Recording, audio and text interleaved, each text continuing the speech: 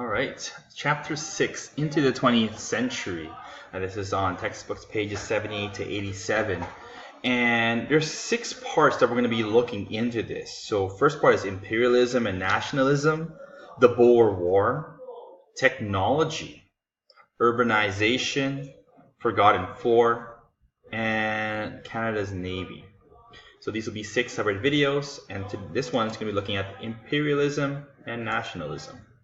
Here's some important terms. What's an imperialist and what's nationalist? What is imperialism and nationalism? What is the temperance movement? The social gospel? We're going to be looking at all these. So imperialism and nationalism. Here's a picture of Queen Victoria. Queen Victoria is the head of the British Empire at this time. She is head of all the subjects.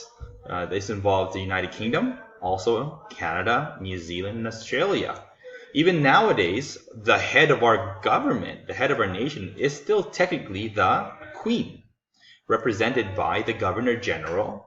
But the day-to-day, the laws, and the way that the country runs is run by the Parliament, the government.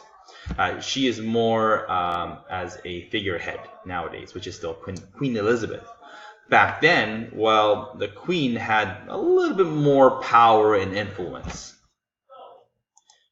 So if you were, let's go back here, if you were a nationalist, you would not be very close to the Queen.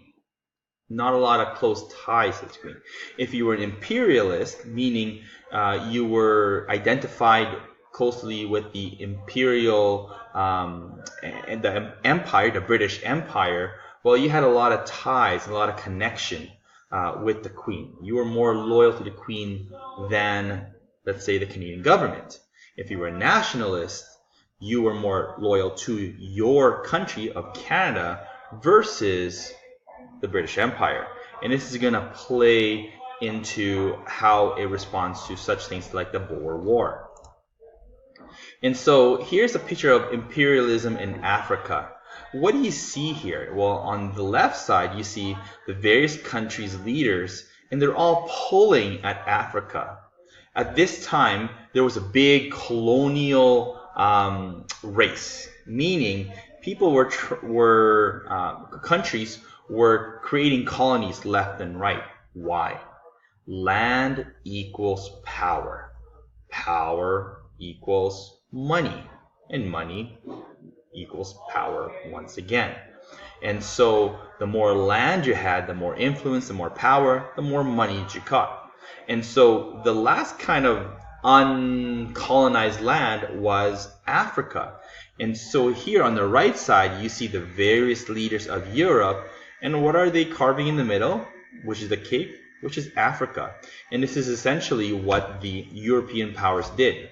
Spain took the northwest, Italy took the northeast, Germany took the east, Great Britain and Holland, the Dutch took the south, Belgium the central, so around the Congo, France took the left side, so that's why in places like Nigeria, there's a big French-speaking culture there.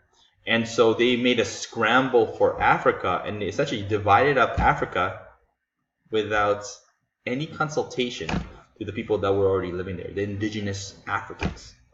And this brought about a lot of problems, which we still see nowadays. And this was what imperialism was, getting more land, more riches, more influence for your empire, whether it's the French Empire, the Spanish Empire, Portuguese, or the British Empire. So if you're an imperialist, think like you're a stormtrooper. You wanted greater ties to the empire. You were very loyal to the Queen. You were a loyal subject. And you usually came from Great Britain. Coincidence? If you're a nationalist, think of yourself as the rebels, the Rebel Alliance. You wanted greater control of Canada by Canadians, not so much meddling and influence by the British Empire. You usually came from a Francophone background. So you see where you come from kind of dictates your political or your kind of personal views. And that ends imperialism and nationalism.